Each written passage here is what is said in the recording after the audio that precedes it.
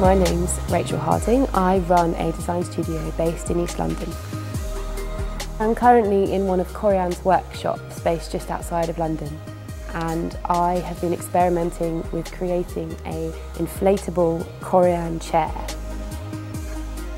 Corian's actually really interesting. It's a solid surface material, which is a kind of stone composite that's normally used in kitchens and bathrooms in a kind of flat sheet form.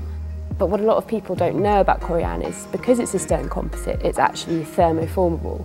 So when you heat it up, it becomes kind of like marzipan.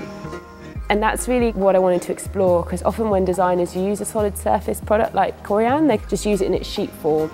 So this is really the first time that someone has actually inflated a solid surface material. The process for inflating Corian is actually quite simple. The first thing you do is CNC mill up profiles. You've got 2 of those profiles. You then sandwich them together, pot rivet it to seal it. Then you place it in an oven, heat it up to about 180 degrees, take it out, put it in the jig, inflate it with an air compressor. You then take it out of the jig once it's cooled and finish it with a polisher. You end up with this form that looks inflated and it looks soft like a balloon, but it's got this really hard texture like granite, which I think is really exciting. I think that designers are getting a lot more interested in process. Rather than just designing a piece from a final product perspective, you're designing the process to make it. And I think digital processes are really helping designers to take back control of their manufacturing. I sort of started this process in Maya, which is a digital 3D modelling program, and it's quite an unusual program for craft makers or product designers to use, because it's really geared towards sort of more animation.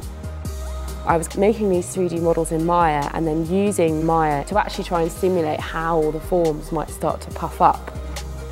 We went through several iterations and we were milling more or less out of the Corian and slowly editing the form to get the kind of inflation that we wanted.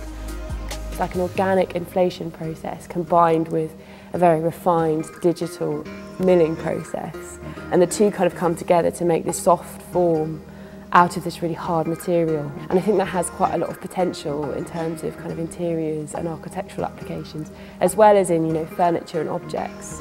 So I think this project's really about kind of like experimenting with a material and really pushing it to its limits, and kind of seeing kind of the future potential of that as well.